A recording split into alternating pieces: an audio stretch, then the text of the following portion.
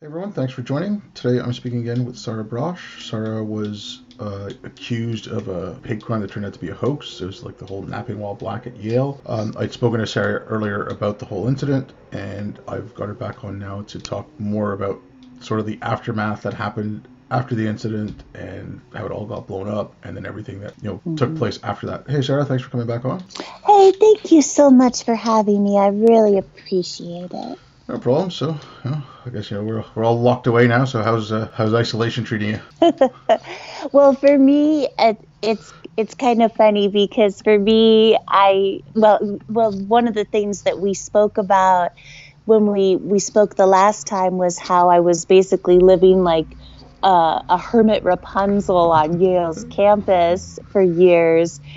So I'm sort of social distancing and self-isolation is kind of the way I roll. Yeah. So not too much is different for me as long as I keep joking on Twitter and talking about how there's a little corner store just down the street from my apartment building where I live. And so I go there, and as long as my corner store stays open, I'll be fine. Anyways, like I said, thanks for coming back on. And so last time we'd spoken, I mean, you'd gone through pretty much the whole story of what happened at Yale, and I'll post a link to Everything. the to Sarah's first episode in the description. So if anyone hasn't heard it, you can go through that. But basically, it was Hmm. you saw someone in your dorm room, in your dorm that wasn't supposed to be there. You reported it, and then you started getting harassed for that. Then a little bit later, you saw someone else who you thought wasn't supposed to be there and you reported that, and then that got blown up and you got accused of racism, this and that, and now you're off campus and you're having to finish your dissertation and everything off campus. You're not allowed back on. um, that's generally the basic Right. wrap up, right? So if you want to Yes. go from like what happened after the fact, like there was all the news stories and everything that came out, but then like after that, like what's your life been like since this has happened? Yes, exactly. That's exactly right. This truly was, and we already went through it blow by blow, but this truly was a hate crime hoax, and I was targeted. I was the target of one of the viral living while, quote unquote, living while black incidents and viral videos, which in fact was a hate crime hoax that didn't take place over a couple early morning hours on May 8th, 2018, but took place over months, and was the culmination of months of harassment and stalking that I was enduring in my isolated dorm room at the top of a tower on Yale's campus. But we already went through that blow by blow. So it's really just, it was really shocking to me. And it was shocking to all of my advisors and mentors the way this just within a couple hours just literally exploded, especially online, especially on Twitter. And a big part of that was that, and I've been very vocal and public about this, is that I do believe, and I do believe that I have good reason to believe this based on his own tweets, that the race activist Sean King on Twitter, of course, who lately has been the subject of much dragging on Twitter and being exposed by a lot of woke intersectional feminists and social justice warriors themselves as a fraud, basically, is what they're saying about him. And I absolutely believe that he actually participated in the living or napping while black hate crime hoax at Yale based upon his own tweets. I believe that he had spoken with Lolata Siambola and Jean-Louis Renaissance prior to May 8th, 2018, and I believe he was prepared. I believe that she was basically lying in wait for me and was hoping to provoke a reaction from me and was ready to capture me on her iPhone And I believe that Sean Keane in particular, as well as a couple other sites, in particular the Grio, I believe that's how it's pronounced, the Grio. And but Sean Keane on Twitter in particular, I believe he was ready and waiting to distribute that video the moment that it was captured and to propagate it around the world on Twitter to destroy me, to destroy me. And so on May 8th, I had no, and I know that a lot of people think that this was stupid and naive on my part, and probably it was, but I did not realize that I had even been filmed. I had no idea that I had been filmed, and I don't think it was until the evening, and I could go back through my, emails and piece together, try to pinpoint an exact time, but I don't believe it was until the evening on May 8th, 2018, that I even realized that I had been filmed and that this video was being propagated around the world and that I was being, vilified and crucified as something akin to a genocidal villain who was trying to murder Black and brown students on Yale's campus via the Yale campus police. And I don't think I even realized this until the evening of May 8th, 2018.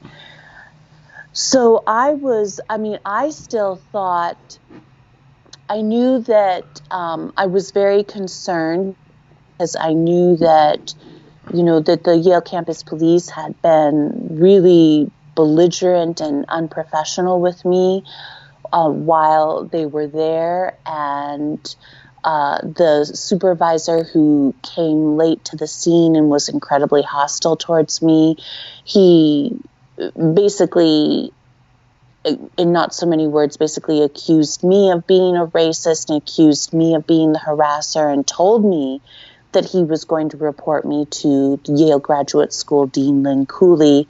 And I was desperately trying to explain to him on site at the time, no, I'm not the harasser. Please listen to me. I'm the one being harassed. And I tried to explain to him that Yale Graduate School Dean Lynn Cooley was completely aware of what was happening, and she had been aware for months, and she knew from the beginning that I was the one being harassed, not the harasser, and that I was entirely innocent, and that I was a lifelong human and civil rights activist and a licensed attorney, et cetera, et cetera. So anyway, this blew up into, a global public spectacle.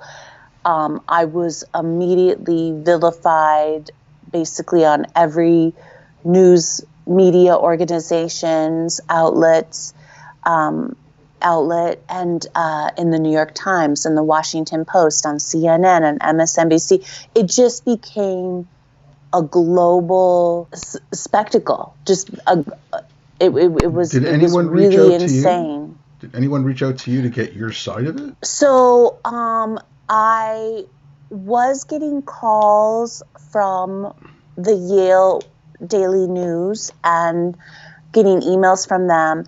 And at the time, even though this was happening, I still didn't realize it, not fully. And also, I think that because I also just thought, even once I realized what had happened and what was happening, I just thought, who could care? Like, who could fucking care? Like, I didn't understand the magnitude of what was being done to me and the magnitude of what was happening. Because for me, I mean, obviously, I knew that I had done nothing wrong, and I knew that I had done nothing racist. And of course, I knew I wasn't a racist in any way, shape, or form. But also, I just thought, this is video of a woman, an older woman, standing in the doorway of her own Yale dorm, her isolated Yale dorm at 2 a.m. And I don't do or say anything racist in the video. And also, so I'm clearly and I called the Yale campus police, and obviously this was a lie that was propagated around the world, that I called 911, that that I was trolling the main ground floor common room of my Yale dorm at 2 a.m. for sleeping Black people randomly to call 911 on.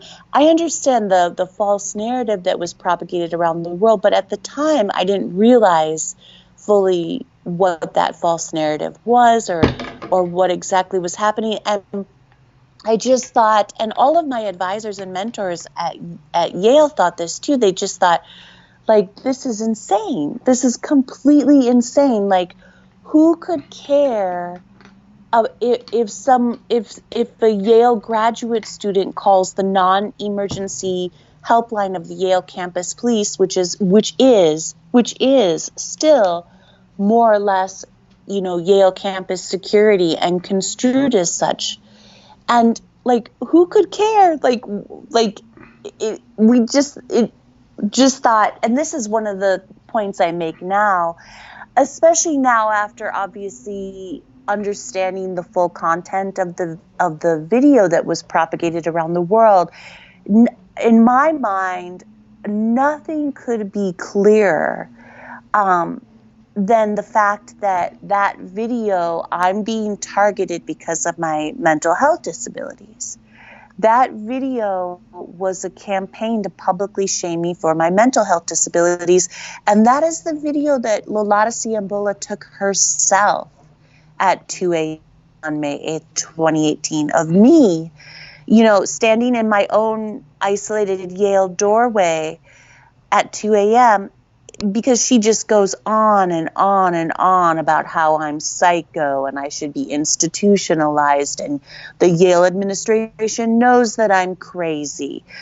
And this is something that Gretchen Mullen, who's been one of my biggest supporters, that's something that she has said over and over again on Twitter and elsewhere and on her blog, is that it's very clear in the video that the fact that I'm a racist comes as an afterthought to Lolata Ciambola in the video. Like, at first, when she's even, and I haven't even myself actually seen all of this, because it's really hard. And that was something last night. I just realized that I had all of these emails that I think are really explosive, and I probably shouldn't talk about it quite yet.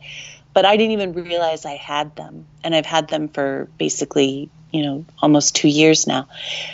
And the thing is that it's really, really, really hard for me to read a lot of this stuff, this garbage, and look at a lot of this garbage. It's really hard for me even now to look at it. And I have to, but I can only take it in pieces. But one of the things that Gretchen Mullen, Skeptic Review 89, has been really clear about is on Twitter and on her blog, is that Lolata Ciambola's biggest concern in the video that she took and propagated around the world, that she took on May 8th, 2018, is that I'm this psycho, right? That I'm crazy, that I'm a psycho, that Yale, knows I'm a crazy, and that I should be institutionalized. She even made those derogatory comments about me in front of me at one point, which was captured on video in the video that she took. So I thought it was so clear that this was a video that was taken to create a public campaign to publicly shame me for my mental health disabilities, that I was targeted for my mental health disabilities, and that, that Lolata Ciambola's bigotry against disabled persons, particularly persons with mental health disabilities, was what was on full display in that video. So all of my advisors and mentors and me, we just couldn't quite believe what was happening. And everyone thought, this is insane. This is just completely ridiculous. And this is just everyone thought, oh, this will blow over. At first they were like, oh, this will blow over in a few hours. Oh, this will blow over in a day. Oh, this will blow over in a couple days. just no one could believe the way it just like snowballed and snowballed on a global scale. Everyone was shocked by it. Now, of course, so immediately, and this is something that Gretchen Mullen points out and has been extremely critical of Yale over. And I think it makes it so clear that the Yale administration and police, they made a decision immediately to throw me under the bus, to destroy me, to scapegoat me, to vilify me, to protect themselves. And I think it was very clear that they were trying to protect their own wrongdoing and their own complicity in the hate crime hoax, in the Living or Napping While Black hate crime hoax that took place at Yale. And also to protect themselves from legal liability, certainly. So immediately on May 8th, that evening, or not even that evening, I think it was that afternoon, Yale Graduate School Dean Lynn Cooley releases an email that she sends to all of the graduate students, which even though she 100% knew the truth and she 100% knew that she was lying, it basically condemns me as guilty of racial harassment within hours of the culminating incident that took place in the morning of May 8th, 2018. And also something I want to make sure everyone knows is that Lolata Siambola continued to harass me on the morning of May 8th, 2018, even after the Yale campus police officers left. And for hours afterwards, she was slamming the doors, slamming the elevator door and the door to what is referred to as the 12th floor common room, the only other room on the 12th floor of the tower of the Hall of Graduate Studies, my Yale dorm. So she was just slamming the doors over and over and over again over a period of hours on the morning of May 8, 2018. So I sent an email to everyone, including Yale Graduate School Dean Lynn Cooley, to the Yale administration, to Yale Housing, and to the Yale campus police. And that supervising officer that had come late to the scene and had berated me, he responded in an email to me, which I have, and actually these emails I have made public. They're on my blog, and I've posted links to PDFs of them. And so he responded to me via email, and he told me that would be documented and included as part of the police report from May 8th, 2018, and it was not. And I have actually submitted a FOIA request, a Freedom of Information Act request, for that supplement to the May 8th, 2018 Yale campus police report. And Yale requested, there's actually 3 additional FOIA requests that I made, and Yale requested of the Freedom of Information Act Connecticut Commission that is deciding whether or not they're going to compel Yale to release the Yale campus police body camera footage of me only from May 8th, 2018. So that decision has not come down yet, and of course it has been delayed because of the corona apocalypse.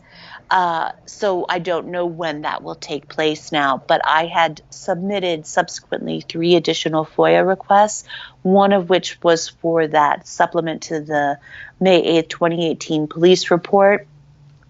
And I strongly suspect that it does not exist.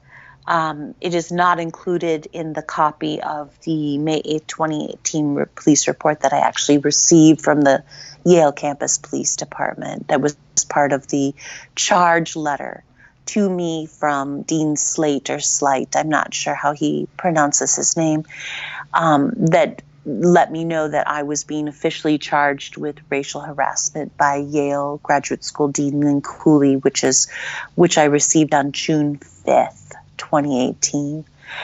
So just to sort of like in a nutshell let people know, so once I realized the full magnitude of what was happening to me, basically on the evening of May 8th and then on May 9th especially, I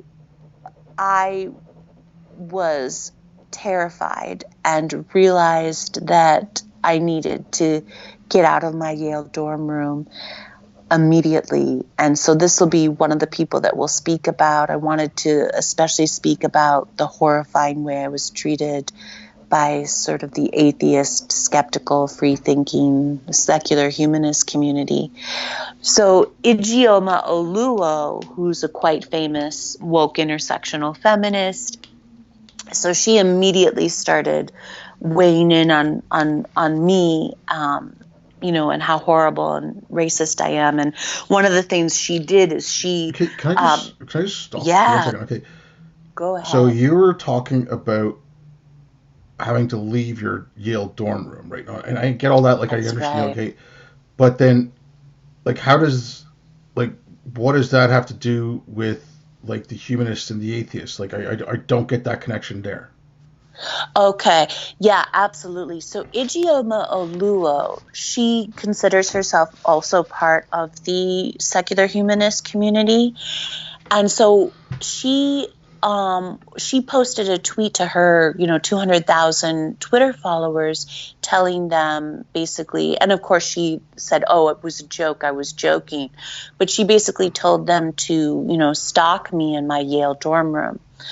And so obviously that wasn't the only reason, but that was one of the reasons why I knew it wasn't safe for me to stay there. And of course my dorm was known publicly and was being propagated around the world. And the images of me included my dorm room number was right on the door, and the images and the video of me that was being propagated around the room.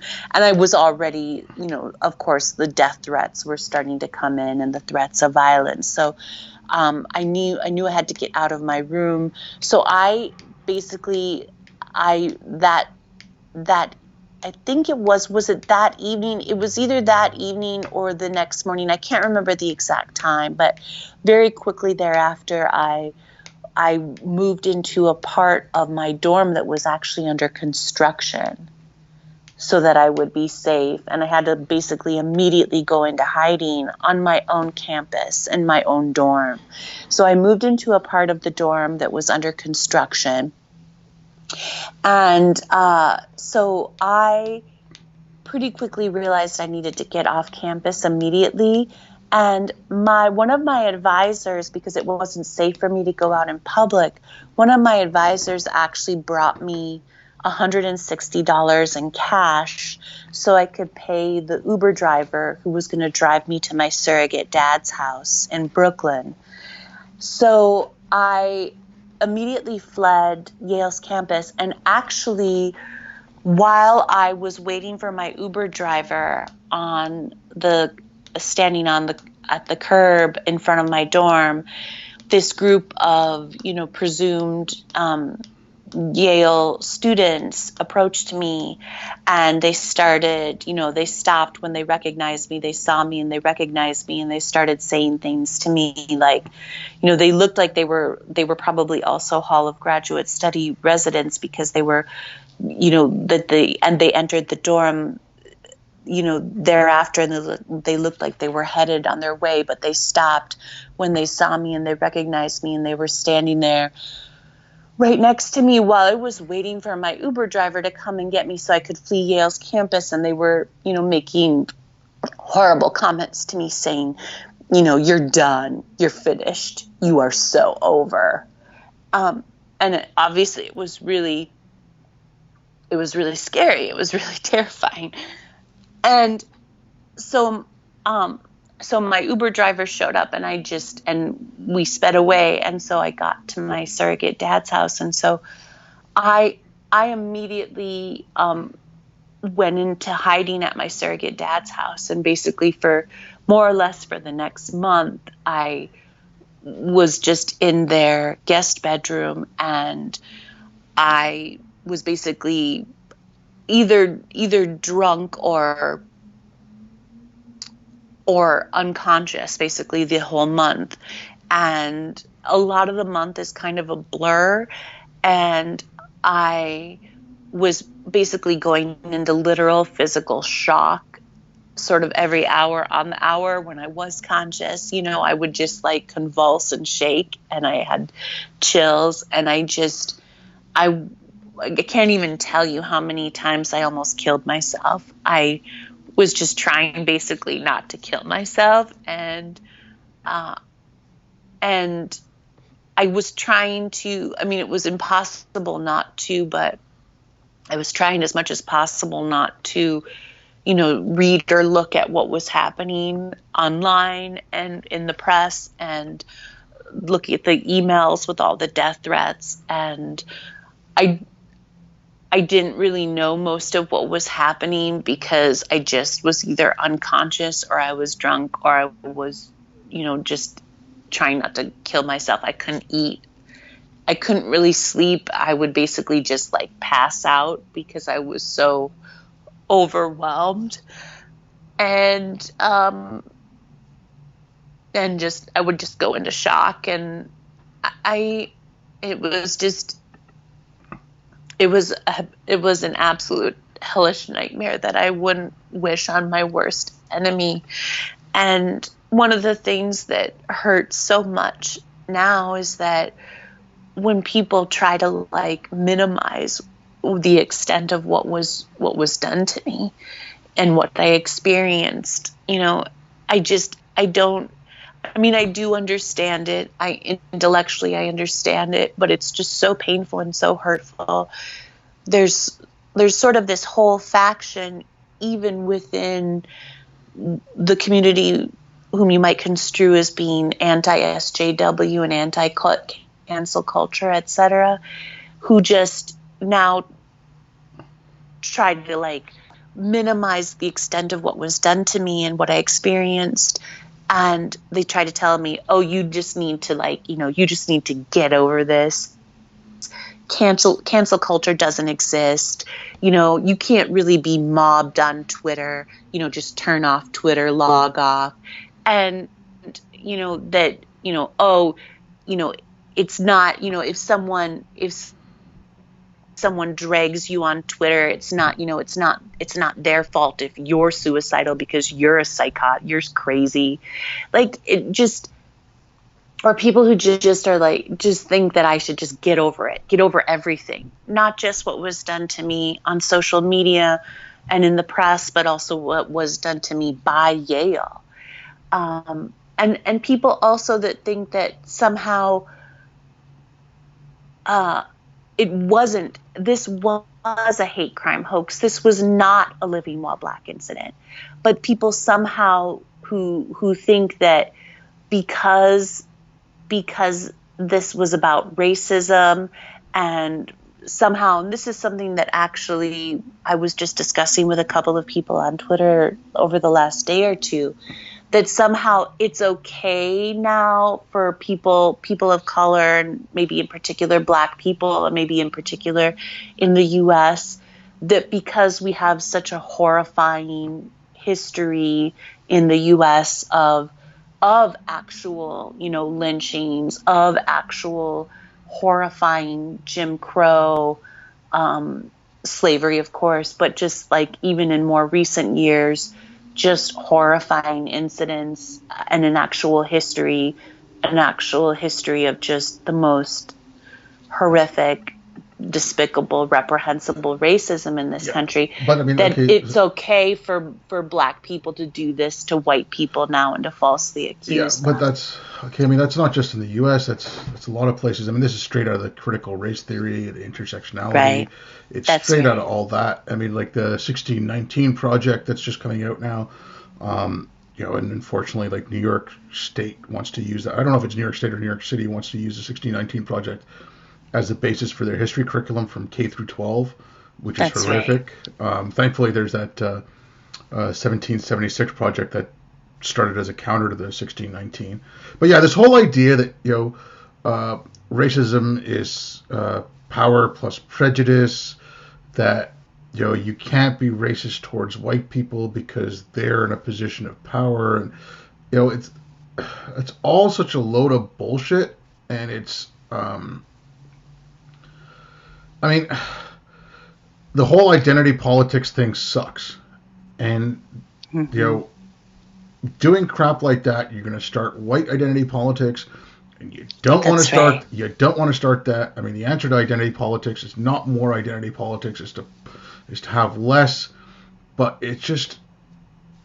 I mean, it goes on and on and on. I mean, like you're seeing it now too. Like you mentioned the coronavirus, right? This is a hugely, important thing. It needs to be dealt with properly, and you still have articles coming out about how it's, it shows the systemic racism of the United States, and they're calling the Surgeon General racist yesterday because a black guy used a term that he uses in his family for what he calls his mother. Like, give me a fucking break. Like, it's off the hinges. This stuff is completely off the hinges, and that whole right. You can't be racist because you couldn't have faced racism because you're white. I mean, it's ridiculous. And like one other thing that you'd mentioned was that people were saying, okay, well, why do you take Twitter so seriously? But I mean, they covered this on CNN, like you said. They covered it in the New York Times. They covered it in the Washington Post. Like that's not right. Nothing, right? Like that's not Twitter. That's a lot more than that. And then I mean, I would have to go back and look, but I'm sure outlets like the Young Turks probably made a big deal out of it. I'm sure. Such a big deal. Such a big deal. And and that's something I want to talk about in the context of the secular humanist community. Yeah. Go ahead. Maybe that's a good segue. So, so if it's okay with you, so one of the things I wanted to it is such a hot topic right now, and particularly in the context of what just went down with this one activist in the secular humanist free-thinking community, and I may butcher her name, and I believe she uses the pronoun her. I'm not sure, but her name is Kevin Sepernathi. Does that sound right? Yeah, do you know of whom I'm speaking? Yeah, I think I know who you're talking about. With the Center from the Freedom of the CFI, the Freedom of Inquiry. Yeah. So let's talk about is it Cenk Uygur? Cenk Uygur, yeah. Uygur. Thank you so much. I don't like. I'm not 100% sure either. Like I think it's Uygur. It could be Uygur. I don't know. I'm taking a guess here. Yeah. So one of the things that I thought people would be really interested in hearing about is in particular the way I was treated by, as I've mentioned, the secular humanist, rationalist, free-thinking, atheist community, especially online. So I do want to just give a quick background. So I did consider myself very much a member of that community, particularly online. And about a decade ago now, I was actually a fairly popular essayist in that world.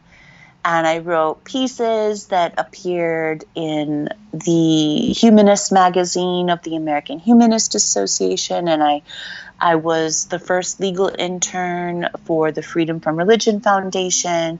And I considered Annie Laurie Gaylor and Dan Barker, the two co-presidents of the Freedom from Religion Foundation, to be family, basically family. And they absolutely loved me.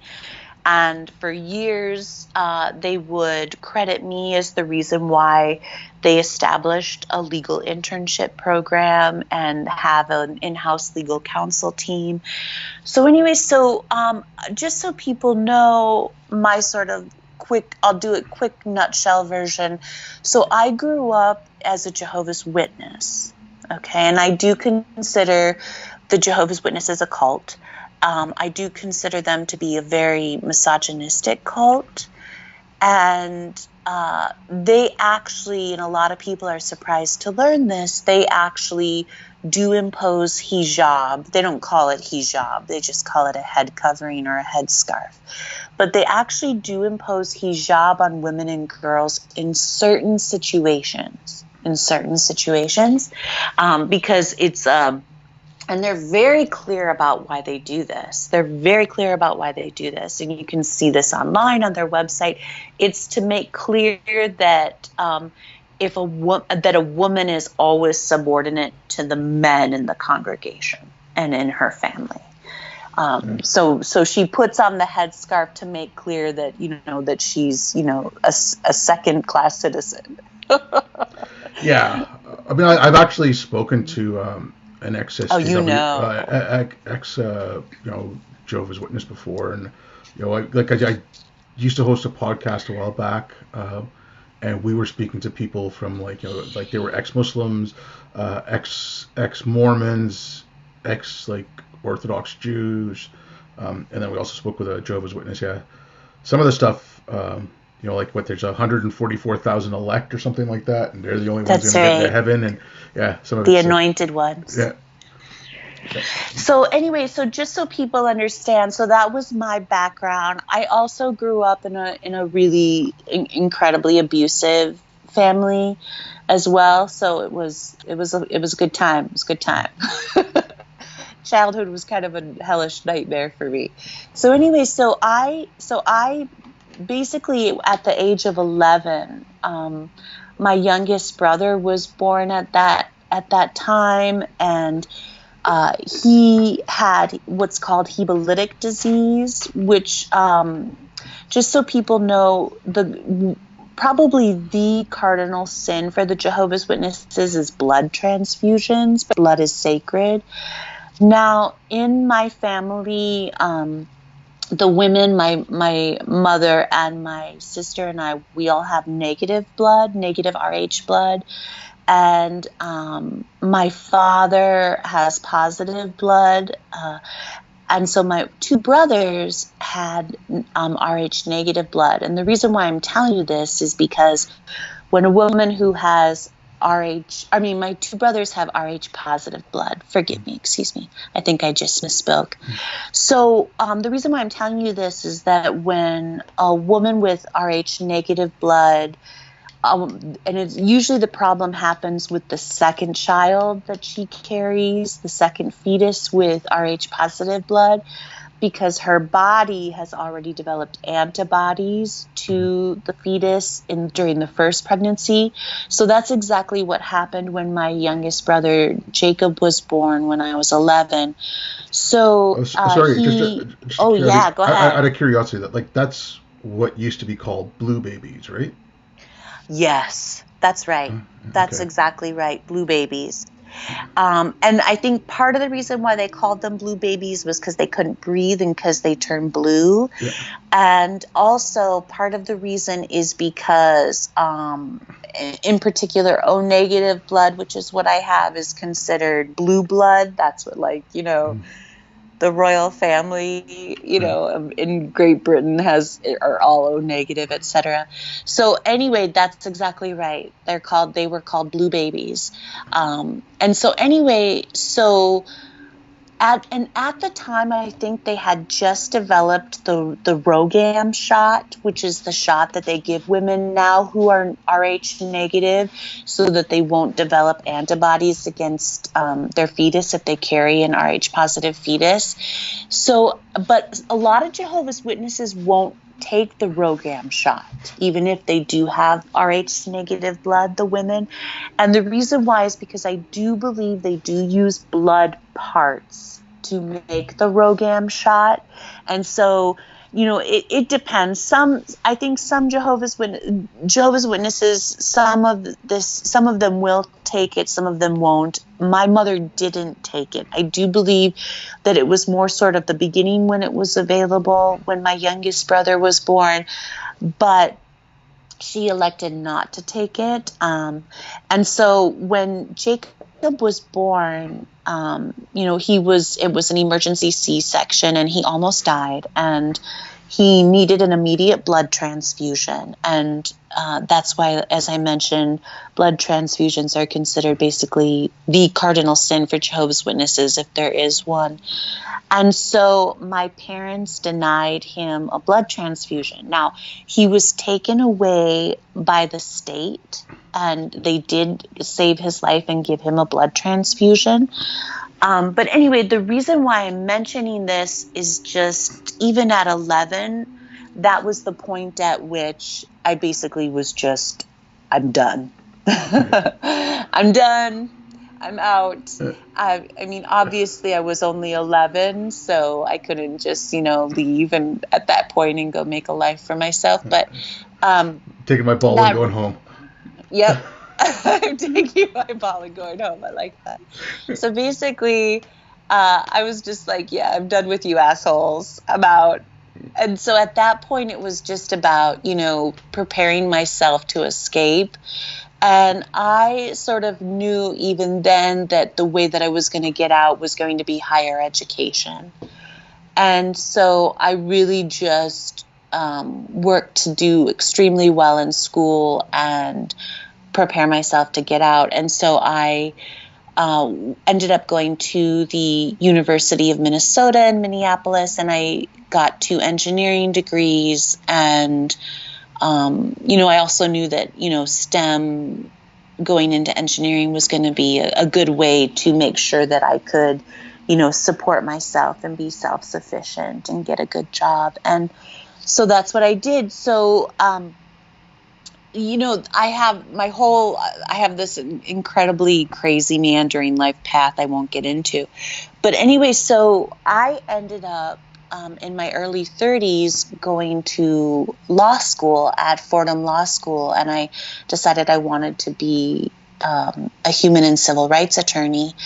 And I think that was pretty much the time at which also I really got into the online atheist, secular humanist, free thinking, skeptical community. And that was sort of the apex of the 4, horsemen of the apocalypse. So I was going to say, like, that would have been like after like Sam Harris's like End of Faith and Hitchens and all that, right? Exactly. Yeah. So I was really enamored of Sam Harris and Christopher Hitchens and Richard Dawkins and Daniel Dennett, right? Yep. Daniel Dennett. And I just soaked all of that up. I couldn't get enough. I was really basically very strident. I don't know if I would want to use the word militant, but very strident, not just, secular humanist, but I considered myself, I really sort of was very enamored of Christopher Hitchens. And I also like to call myself an anti-religion advocate. And obviously, a not small part of this was the sort of like horrifying childhood that I experienced in what I consider to be a religious cult, the Jehovah's Witnesses. So I became very involved in especially the online world of secular humanism and secularism and atheism. And so I started writing these pieces, and I got acquainted with Adam Lee of Daylight Atheism and Ophelia Benson, and I got acquainted with, in particular, Adam Lee. I don't even remember exactly how initially he and I think probably I just went on his website at the time and probably just started commenting. And so we just started probably conversing and corresponding online. And then I ended up, writing a number of pieces for him, a number of essays. And I think that's what really kicked off my being this, something, I just did this of my own volition because of my personal interest in the subject. But I, became something of a fairly popular essayist at one point, about a decade ago or so, in that online world. So I was at law school in New York City at Fordham, and I was, getting involved in the online, atheism community, and I was writing essays for, Adam Lee of Daylight Atheism. And I really, I don't want to, make this into a bigger deal than it actually is, but I was a not insignificant part of him really growing his brand, so to speak. And this was at the time that he made the move from just his own website that he had that was pretty, lo-fi, low tech. And he made the jump to, it's Pathos, right? Pathos? Yeah. Pathos? Is that the name of is that how you say it? Yeah, there's a blog there, Pathos. I'm not sure exactly how it's pronounced. Yeah. It's so funny because I always joke with people because now it's so wonderful. I love it so much because you can just go on Google and you can learn how anything is pronounced. And I'm a philosopher of language, and I've actually talked about this in my seminars at Yale, is that when I was growing up, and I was growing up in a cult, obviously, that is very anti-higher education, and particularly so for women and girls. But I was just this voracious reader as a child, and I just devoured books, and I learned a lot of words just by reading, and so I knew the words and I knew what they meant. But because I'm quite aged at this point, but back then you didn't have Google, so you could just look up and hear how words were pronounced. So like a lot of times, like I won't know even now, like obviously now, like, much, much less so. But even as a young adult, like sometimes people would make fun of me because like I knew a word and I knew what it meant and I knew how to use it, but I didn't know how it was pronounced because I'd never heard it spoken before. That's a joke I like to make. But anyway, so I can very much considered Adam Lee a close friend. I was very much a not insignificant part of him growing his brand and becoming, something of a public figure in this world, and making the jump to Pathos, and and that's when he started, writing for whichever, news outlets, and so anyway, and so I was at Fordham Law School, and I very much considered myself an anti-religion advocate, and I decided that I wanted to take this summer fellowship, public interest fellowship that I had from Fordham Law School, and I wanted to go work for the Freedom from Religion Foundation for the summer in Madison, Wisconsin, and work with them and help them. And so I actually just called up Annie Laurie Gaylor while I was at Fordham Law School, and I said, hey, do you want me to come be a free legal intern for the summer? And at first she was a little wary of me because I don't think this had ever happened before.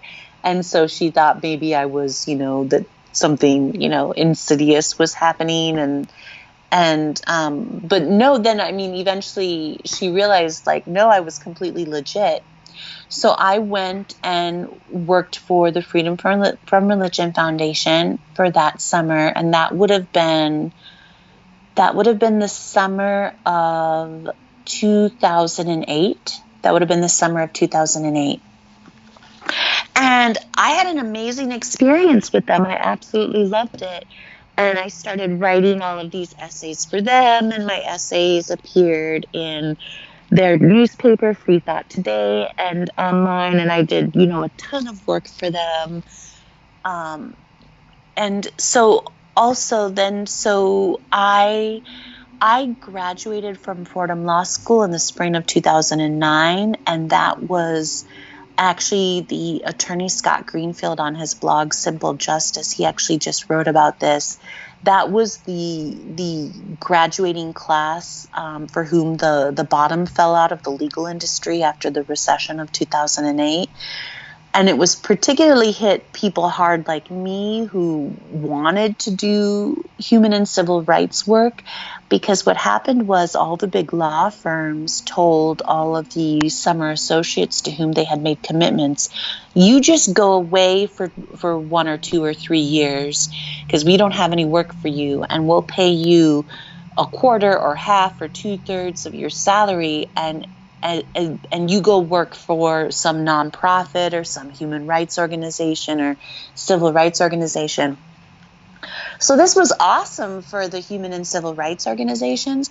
It wasn't so awesome for people like me who racked up $250,000 in federal student loan debt to go to law school because they wanted to be a human rights attorney.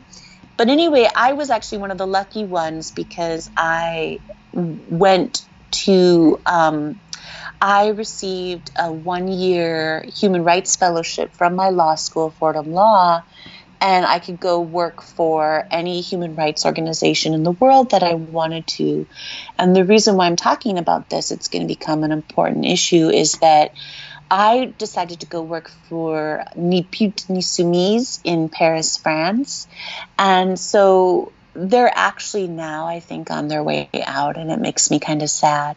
So anyway, so just in a nutshell, this is a women's rights organization, really fierce, really strident, and they are comprised primarily of women who grew up in the ghettoized, predominantly Muslim immigrant suburbs of around the major cities of France. And it grew out of the really egregious violence perpetrated on the women and girls in those communities. And so they are predominantly Muslim immigrant women and from those communities.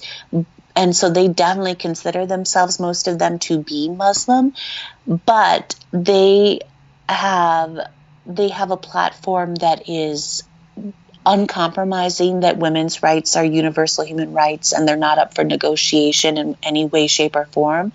So they've always been a quite provocative organization, and they get accused of betraying and stigmatizing their own communities, of course, and they get accused of racism, of course, even though most of the women who work for that organization come from those communities. And so I had the most amazing experience with them during that year. And they actually, at that time, it was really serendipitous. That was right when the quote unquote, what is colloquially known as the burqa ban, was being debated in the French Parliament. And go ahead. What year was that? So that was 2000, and the fall of 2009 is when I would have started with them. Okay. And so I came back to the U.S. in the fall of 2010. So that would have been 2009, 2010. So it was the spring of 2010 that Ni Pute Ni Soumise was engaging very actively in their pro-burqa ban activism that in Paris, France. So we all put on these, do it ourselves, make it ourselves burqas, and marched in front of the French Parliament. And I was interviewed by the BBC. I don't know if it actually made it into the news. So, but they also. We did all of these. That wasn't obviously the only thing that I did with them and that they did, but that's an important point. I also actually I got hooked up with Phil Zuckerman through the Freedom from Religion Foundation, and he's a sociologist who actually works on secularism and has written a number of books. You're probably familiar with Phil Zuckerman. No idea who he is. No? Okay. And anyway, so I got hooked up with him. He's a sociologist, and I basically just called him up and said, oh, so I want to go conduct a sociological study out in the banlieue, the suburbs, the ghettoized suburbs of Paris, where the 2005 and 2007 riots took place. And I want to talk to the women and girls of those predominantly Muslim immigrant communities and ask them about their access to their sexual and reproductive health care and rights. So how do I conduct a sociological study? And he was like, you're kidding, right? Look, go ahead. Sorry, I don't mean to cut you off on all of this because I was trying to work with the humanism stuff. I know you've done all this, but if we can kind of stick a little bit closer to that, because I think we're getting way off on a little Right. tangent. Like, we're going to the weeds of something that's kind of like, I understand what you're talking about, what you've done, but like, I think like if we want to Right. bring it back to like okay, like so I was overseas while Sam Harris wrote End of Faith, all that. I That's started right. okay, so and I wasn't even really watching much of it because I didn't have access to YouTube and things like that. It wasn't even a thing when I left. Um, but when I did start watching stuff on YouTube, when it was when I had more access to it, I was watching science stuff like this stuff. I'd read Hitchens stuff in Vanity Fair and things like that. But I started seeing some of it. Obviously, you watch science videos on YouTube, it leads you to these kind of debates and stuff. So I started watching some of it, and it was like, okay, it was interesting, but I'd been an atheist so long, I was like, yeah, whatever. But what I started seeing was the atheism plus stuff, and Right. then that's Right. where this whole thing completely devolved. That's And right. so, like, if you want to That's like kind right. of bring this back Bring it to like back. like I mean, like I said, like we can go into like everything you did, but I think that's kind of getting completely off what had happened to you here, and let's not focus on what was going on in France or anything like that. Like, if you could just talk about the humanist stuff here and what happened That's right. there, and then how that went on. Right. So this is right before Elevator Gate. So and just the one other thing I wanted to say, the reason why I mentioned Ni Pute Ni Soumise is that the one other thing that I did is I started writing pieces that I considered anti-oppression pieces for Jennifer Barty, the then editor of the Humanist magazine for the American Humanist Association. And I wrote a couple different pieces, and one piece was ended up being, a cover piece. She did an issue on the burqa and on the burqa ban, and she actually asked me to write a piece because of, my activism with Ni Pute Ni Soumise and because of my pro-burqa ban position. So anyways, so I mentioned that. So that was everything that I did with the, secular humanism, atheism community. So I was writing these essays that I considered anti-oppression pieces.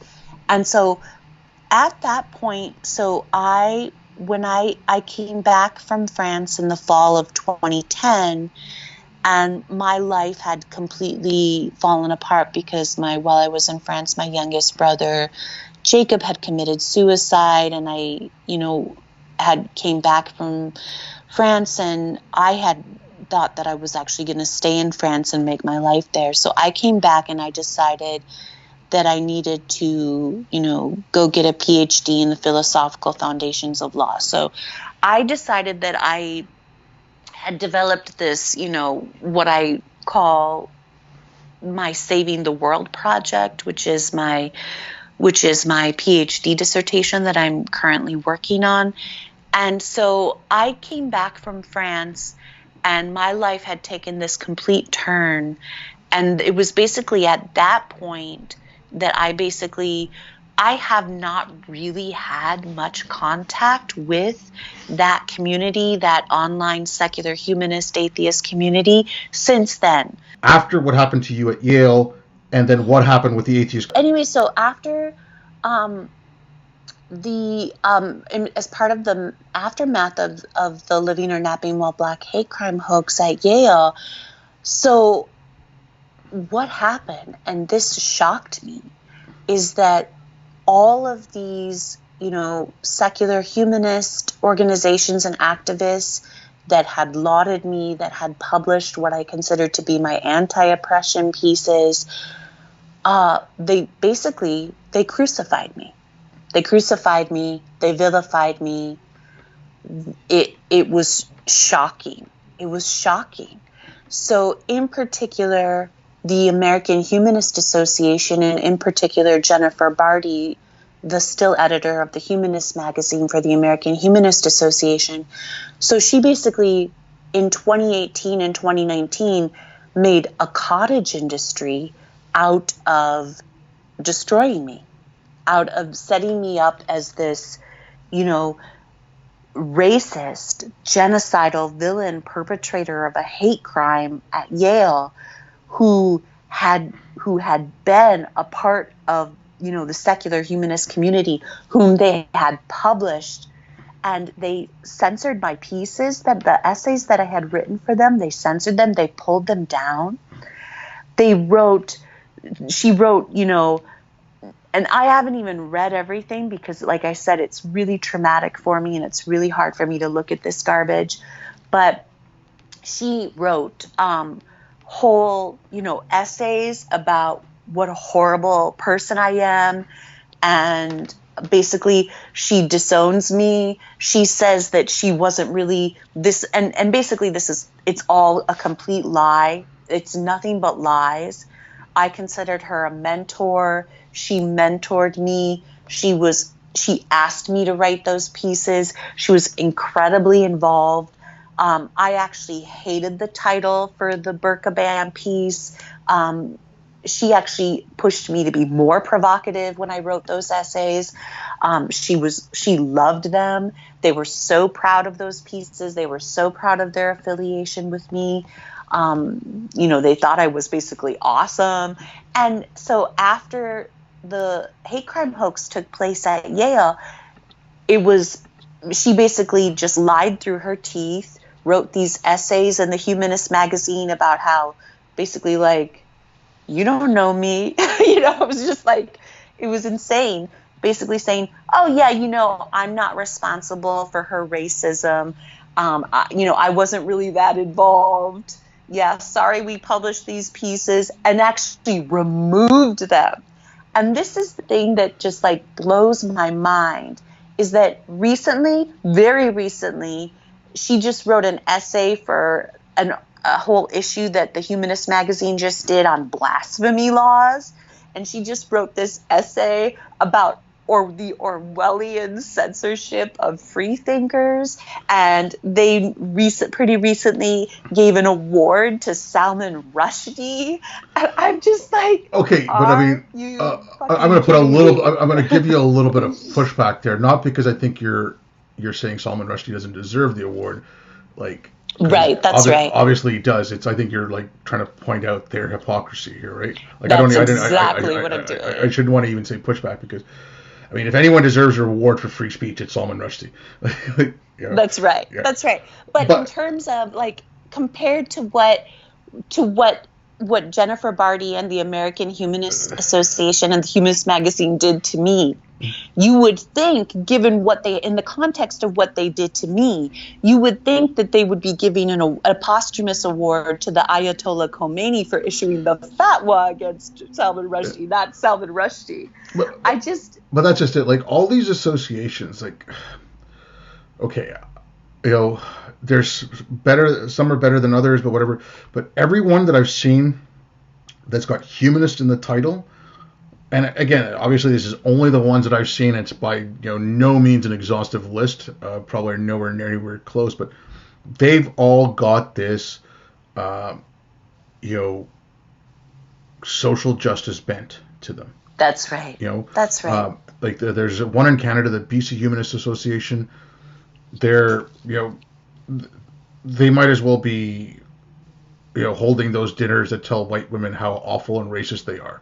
Like, that's right. It's, and then depending on the atheist association or the atheist group, there's varying degrees of it. Like even Pathos, some of those people that write in there, they are super woke, and they don't realize that they're acting like a religion. Like they don't realize that they're committing. They have their own blasphemy laws. They have their own they have their own shibboleths.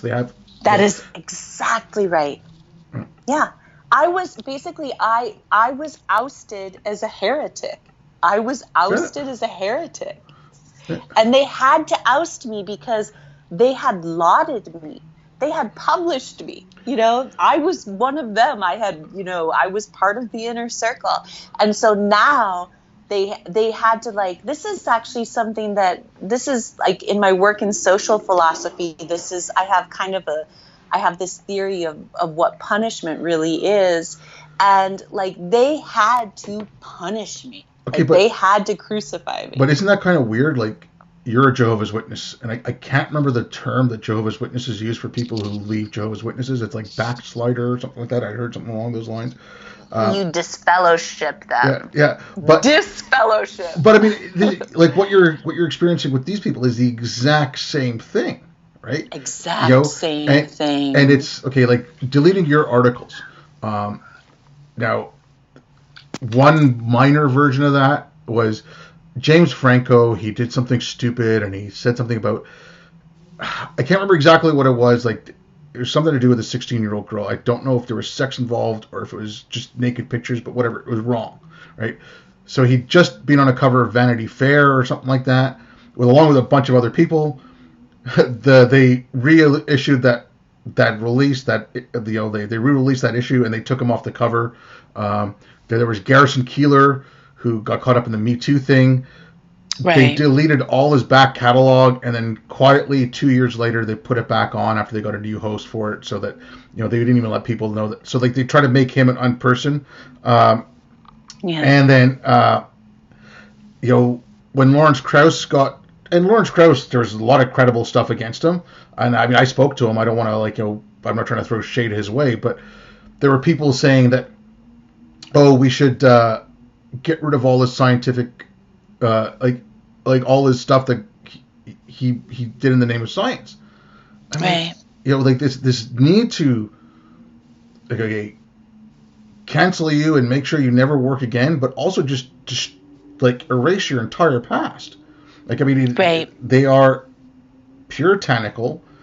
They are it's crazy, dogmatic. They are acting like a religion. They They shun you. They kick you out. They, like you said, you're a heretic. You're a blasphemer. Like I'm an apostate. Exactly, and like what is it? Narrow is the way that leadeth into life, right? Yeah, that's right. It's like so they follow that narrow path. Like in Islam, they talk about the Sirat al-Mustaqim, which is the narrow path that you follow. And it's a straight path that will lead you to heaven, because on all sides it's temptation and sin, right? So that's what they're walking that narrow path. They have to be on that path. Right. It's just they're crazy. That's right. You have to be on the woke intersectional feminism dogma path. And if you stray even a hair from that dogma, then you will be ousted as an apostate, as a heretic, and they have to. Basically, they really just tried to. They set up a cottage industry. It was a campaign. It was a campaign on their part to destroy me. They wanted to destroy me. It was. It's sort of ineffable. Like it's really hard to explain what it's like to be the target of something like that. It's really. If it hadn't actually happened to me, it would be unimaginable. It's just they were acting exactly like the Jehovah's Witness cult or like any other cult. You're exactly right. It's a woke. I like to call it a cult because I think that's exactly what it is. It's a cult. It's the woke intersectional feminism social justice warrior cult. Yeah, I mean, okay, like I've spoken to James Lindsay a couple of times, and I've spoken to someone I've met on Twitter, and she actually self-described SJW. Like they use the term woke, and it was a term of pride with them for a while. But yeah, I mean, like it's okay. You were Jehovah's Witness, but I don't know how much you know about Calvinism. I know that this. Like the idea in Calvinism of total depravity, I'm not sure if that's in Jehovah's Witness, but I know like some Mormons talk about it. I also know like the Westboro Baptist Church talked about ideas of total depravity, but the woke stuff is like that. Like if you look at it through the critical race lens, racism is the total depravity of the system. If you look at it through the intersectional feminist lens, it's the patriarchy or misogyny, right? Mm-hmm. That's right. And that's right. Like this stuff, and I think part of the problem is all these associations that popped up, and it's not really like I have friends who started one up, and I think what they're trying to do is really great. They're focusing on education for kids in Africa and India and places like that. It's awesome, right? Great. And there are some that are good, and they're you can't throw the baby out with the bathwater. But a lot of these things, like making a group and making the identity based on something you don't believe in is hard to do. And so then they, Mm-hmm. you know, yeah, you're like-minded people. You can get together and talk, but to make a formal group, you know, then they came out with that atheism plus. So it's like, okay, now we're going to believe in this, and that's where it, like, no, like the whole thing was about being free thinking and looking for evidence. But once you start bringing on a belief system, that's you screwed it all up. That's right. That's exactly right. And so one of the reasons why earlier in our conversation I had mentioned Ijeoma Oluo, who's a very strident, woke, intersectional feminist, has written, books and has quite a following, is that after the Living or Napping While Black hate crime hoax at Yale, she was given a Feminist of the Year award from the American Humanist Association at their convention in May 2018 by Jennifer Barty. And so then afterwards, I think a few months after that, the American Humanist Association and Jennifer Barty published her speech in the Humanist magazine, and it was off the hook. It was so crazy. It was so insane. So a lot of the speech was about me. And so what Ijeoma Oluo actually said in there is that, and I just want to let people know, and you can still find my pieces, these essays that I wrote a decade ago that I consider anti-oppression essays. You can still find them online. And actually, someone was just, David Osorios was just posting them, and Gretchen Mullen has posted them. And actually, Gretchen said that I should go ahead. There's some national organization about censorship, and that it asks people to report instances of censorship. And so David Osorios said that he was going to go ahead and post my essays with them and let them know what had happened.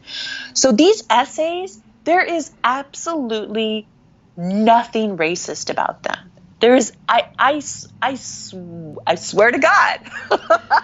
Yeah, that's where anti-oppression essays. That's where you're wrong. I'm sorry, but that's where you're wrong. Everything is racist.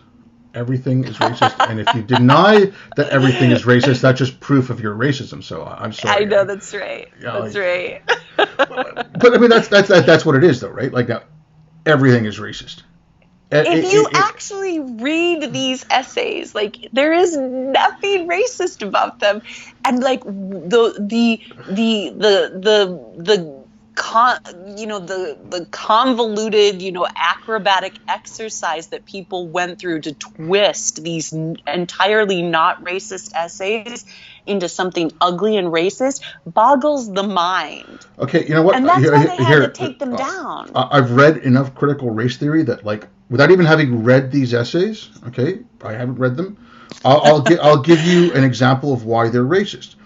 You are not a person of color. You are telling the stories of of people of color in your own voice. You're drowning out their voices. You're not letting their voices come out, be spoken by a person of color. Right. Therefore, you are putting a white tinge on it, and that's racist. And if they want, it's not hard to do.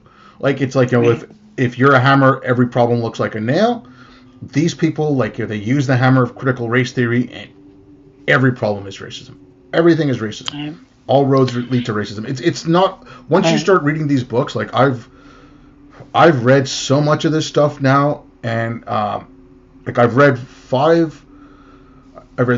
3 books on critical race theory. I've read 2 books on intersectionality. I've read 1 book with what they call the 25 leading papers that came up with critical race theory. I've been reading papers and articles either about or, like, either critiquing or the actual papers themselves from, like, all these fields for the last 18 months. This stuff is insane. Like, this stuff is insane. Yeah, it's just, it's not normal. Like, it isn't. It's sorry, I just didn't mean to rant. Oh there. No! Please bust in, because you actually probably know. You actually, even though I was in that SJW world, even though I considered myself, a reformer from within and a deeply committed civil libertarian, You probably have read more and know more of the critical race theory than I do, I think. You probably know more. So please, please, please bust in.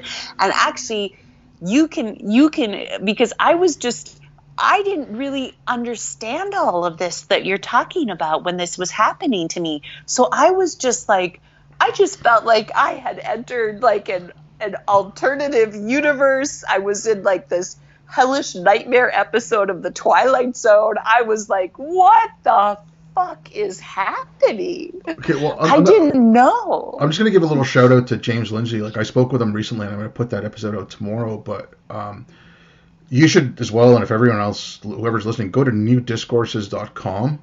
And it's a site that James has started. And basically what he's doing is like all the work that him, Helen, and Peter have done, all the interviews they've done recently. Plus, he's also starting, he's calling it like it's like the translation from the wokish. And he's giving a list of terms that have been co-opted, new terms. So like, the term anti-racism and how they define racism. And he links to like all the papers, he links to books. He does an amazing job. So if some of this stuff doesn't quite make sense, go to the New Discourses site, check out that dictionary, and there's plenty of stuff in there. There's articles, there's videos, there's all kinds of stuff. It's basically a how to it's for the it's like, think of it like a National Geographic, and they're studying a weird remote tribe somewhere. Right. He's done the Jane Goodall and Gone with the gorillas, and like he's written about them because he's like, him and Helen and Peter have studied this stuff for like the last 2 years, and they've read so much about it. Right. So yeah, I mean, like, honestly, go to New Discourses, check that out. You'll probably find a lot of information and probably learn some stuff you hadn't known before. Right. Well, and one of the things, this was I really do think that this was like the creme de la creme of the woke crazy. Like, the one essay, this was like the biggest issue for everybody, and it was splashed everywhere, New York Times, Twitter, everywhere. So in this one essay, I'm talking about something that happened to me as a little girl. I'm talking about in a Wisconsin public middle school in like the mid to late 80s. And I had a mandatory assignment where we actually had a debate on slavery. And I was assigned the pro-slavery side of the debate, and we won our debate. Now, in this one essay, I talk about this, and I am not talking about it as something good, like, yay, I won a debate on slavery. And I'm talking about something that happened to me when I was 11 or 12, and I'm talking about a mandatory public middle school assignment in the late 80s in Wisconsin, and I'm just describing what happened to me. You know what happened. Yeah, but but here's the thing, right? They won't care about those facts. They'll just take that one thing. I want a debate saying why slavery is good or whatever, right? They'll forget the fact that you're 11. They'll forget the fact that you're assigned that. And maybe it was wrong of the school to assign 11-year-olds something like that because they're 11. Right. But there was I'm trying to remember if he was a politician or an author, but I can't remember exactly what he did, but the guy was in the UK, and he wrote an article in jest and as a piece of satire about why he was either called himself why I'm a racist or why I'm a Nazi. Mm-hmm. And then he got... And it was satire. Yeah, and he got dragged and canceled for that. And this was maybe in the last 5 or 6 years. So it's the same kind of thing. Like I said, they don't care. Thing. They do not care whatsoever. And they're just like, oh, look at this. He's admitting it. He's a racist. And no one bothers to read the article. They just look at the headline. And so if they take that one little quote out of your thing, like, I want to debate defending slavery. Right. It doesn't matter. It doesn't say that you're 11 years old. It doesn't say that it was assigned by the school. And like most people will see, okay, they were probably got mad at the school for assigning that to kids. But whatever. I mean, it's neither here nor there now. I mean, but yeah, they don't care about facts. They only care about what fits their narrative. That's exactly right. You just hit the nail on the head. Do you know how many people called me a slavery apologist who still call me a slavery apologist. Joyce Carol Oates, the author Joyce Carol Oates, tweeted to her, I don't know how many followers she has, 500,000 or something. She tweeted that I'm a slavery apologist. Oh, good Lord. It's insane. It's insane.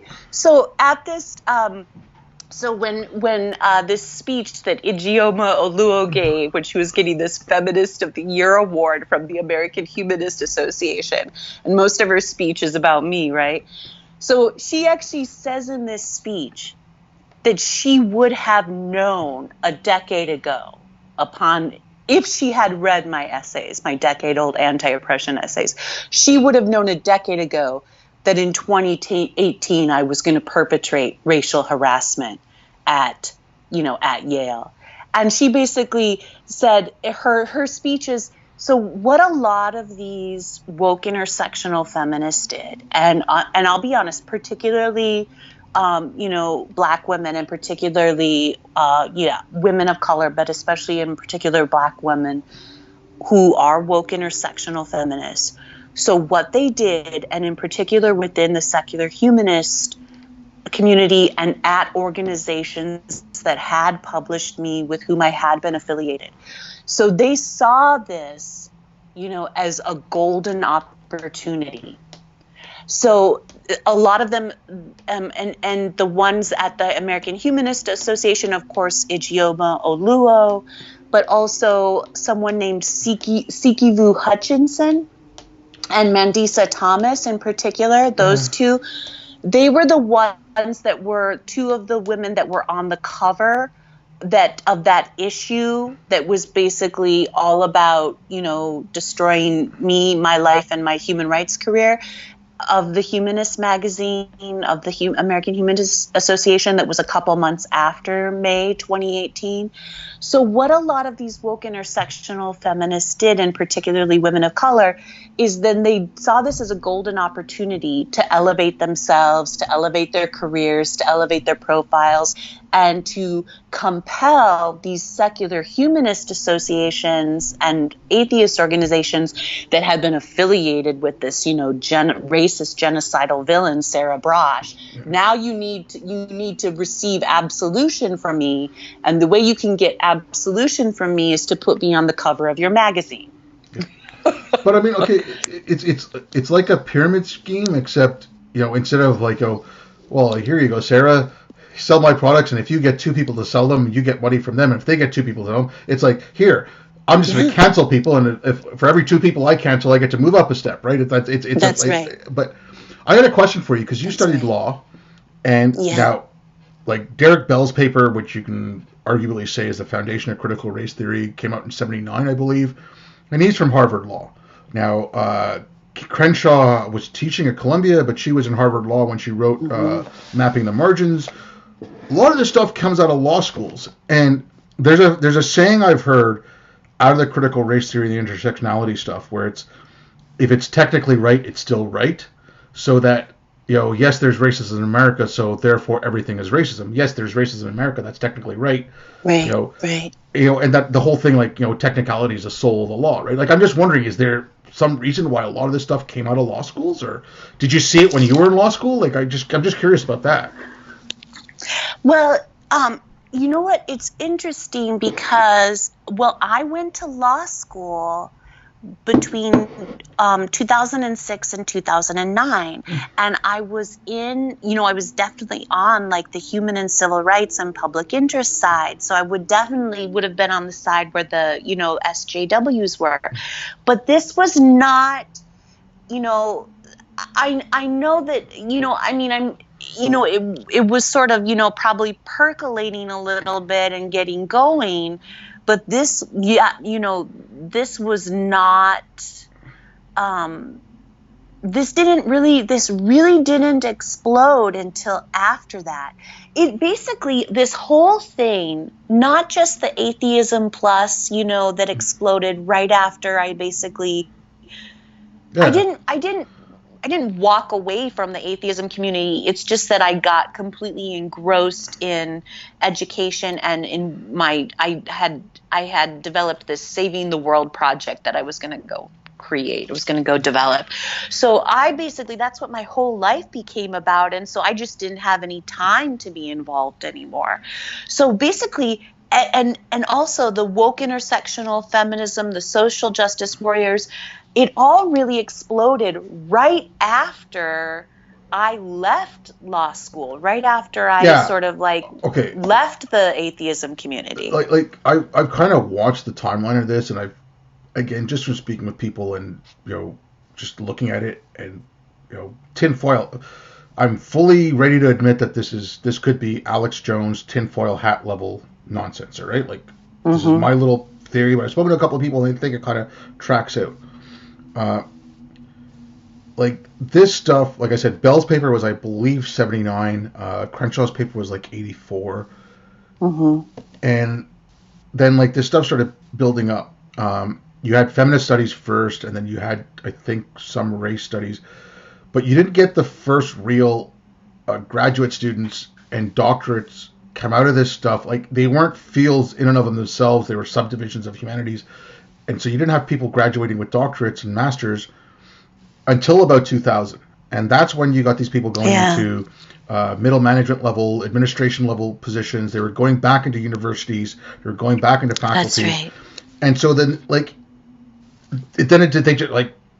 they started growing like a cancer. I'm sorry, I call them a cancer because that's what they are. They go inside, they eat it out. And so by 2013, when this stuff started really blowing up, you've had 2 or 3 classes of these people graduate, come back into government, into administrations of universities, into academia, into the colleges of education, into all these things. So in 2013, that's where you see, okay, well, they came in in 2000 as interns and lower level management, whatever. After 13 years, they've got some power and they're really exercising it, and that's where I think you just start seeing it go crazy. And there was more of it being taught on schools, and social media was going nuts. And I think it's just everything just went it was one thing after another. There's not one single thing. People try to, I think there's so many multiple different facets that all came to a head around that time. And I think you're exactly right. And I do think that sort of the timeline that John Haidt and Greg Lukianoff present, where they really pinpoint 2014 as being a pivotal year. And there are reasons why they think 2014 is so pivotal, but it's sort of for exactly the same reasons that you mentioned. These people were young people, and it took time for them to develop their positions and to attain positions of power. And they really pinpoint 2014 as the year when this really just explodes. Not just in graduate schools, but also at the undergrad level. Okay. Well, apparently, I haven't read this book, but a book by Christina Hoff Sommers, What Happened to Feminism, apparently she kind of chronicles that as well in that book. That's right. And you know what? And at the time, I think I probably didn't fully realize the extent to which this was pushed back from social justice warriors and woke intersectional feminists. But I did my terminal MA in philosophy to be able to go to a really good PhD program. And of course, I ended up at Yale. And I did that from 2011 to 2014 out at San Francisco State University. And I really had a hard time out there because they didn't want me to work on, the project that I went out there to work on. Now, I got insulated. It was really hard for me. I got a lot of pushback, but I held strong.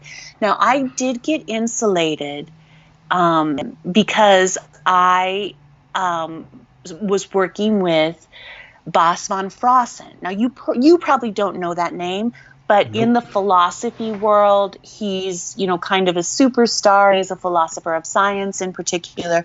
So anyway, he's a professor still out at San Francisco State University. So while I was out there getting my terminal MA, he basically saw what was happening to me and that I was struggling to, work on my project, and he took me under his wing and basically shepherded me, and so I was insulated because I was protected by him.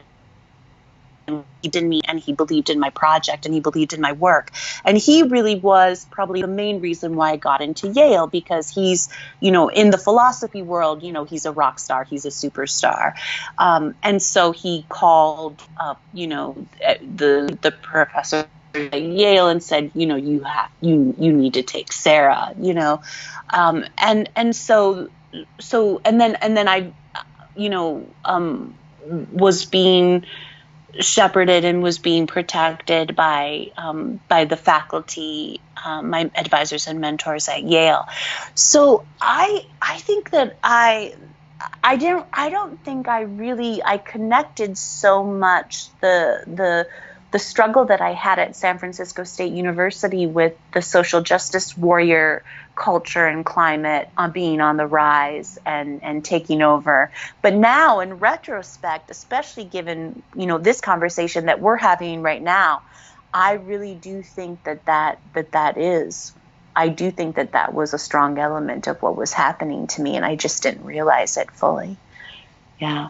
Well, I joke that I'm not sure. It's a good thing I didn't really understand what humanities graduate education is all about before I decided to go get a PhD.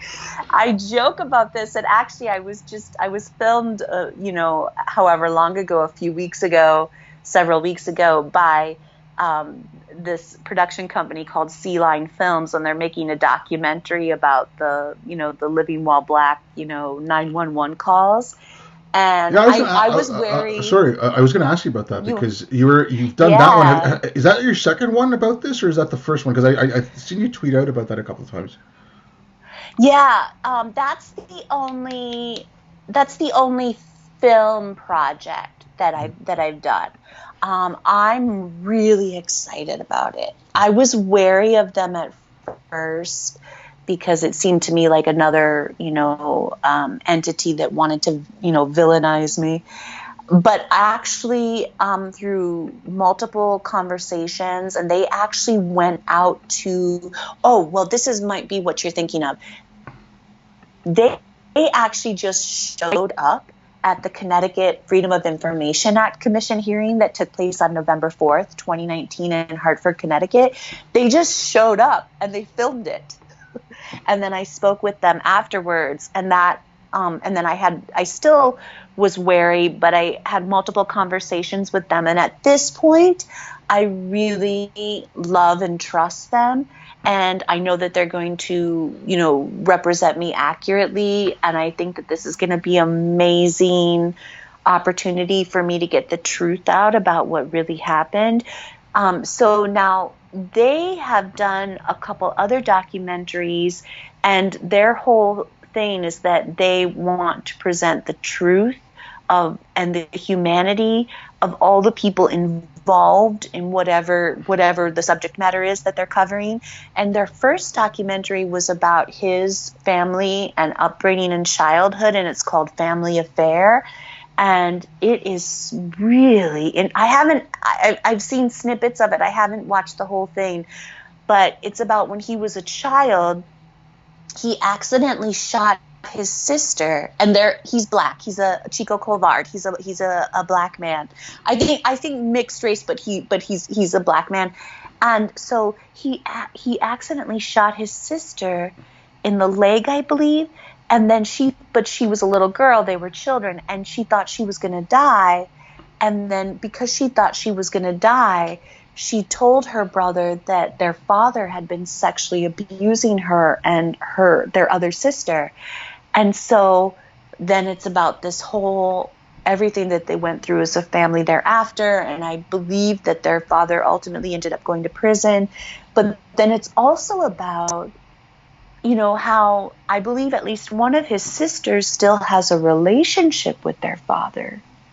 And it's just about how complicated trauma, especially within families, can be, and how complicated, those relationships can be. And this is something that, really speaks to me because, of course, as I've mentioned, I grew up in a very abusive family, physically, sexually, emotionally abusive. And well, both of my brothers are deceased now. And my last remaining living sibling is my sister, who's 2 years older than me, my sister Rachel.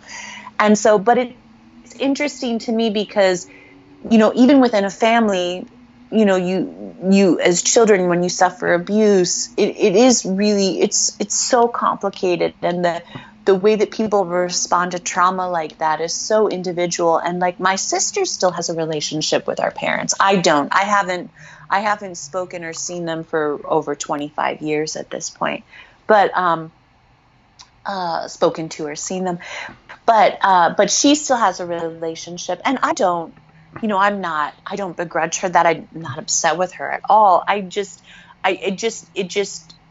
understand so fully, which is the subject matter of this documentary that Chico Clovardin and Sea Line Filmings did, called Family Affair, about his childhood and his family, that people just have such, idiosyncratic ways of responding to that kind of trauma. And so I just think you have to do whatever makes you feel better and whatever helps you heal, and so, but yeah, it's a fascinating subject. So I feel very strongly that, and so obviously if he's someone who wants to capture in his work the humanity of his own father, who, I believe went to prison for sexually abusing his two sisters, and capture the humanity of his sisters, at least his one sister, I believe at least his one sister still has a close relationship with the father. If he's willing to look at the fully human picture of that kind of experience, then I feel very strongly that they're going to, represent me fully and accurately and faithfully. And so I feel very comfortable with them.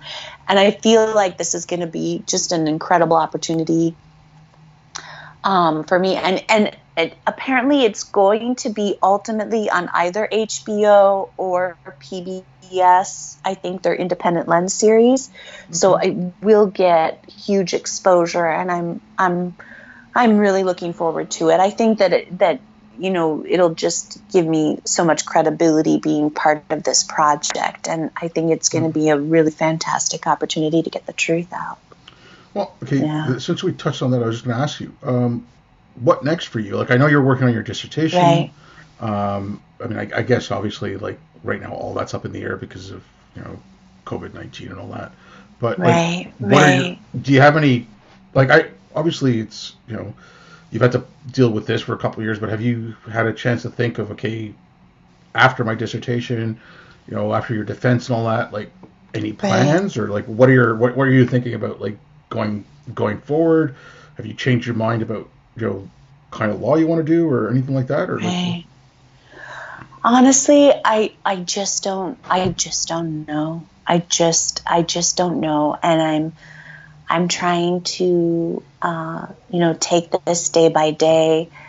I still hope. I still feel that I'm in the throes of trying to obtain justice.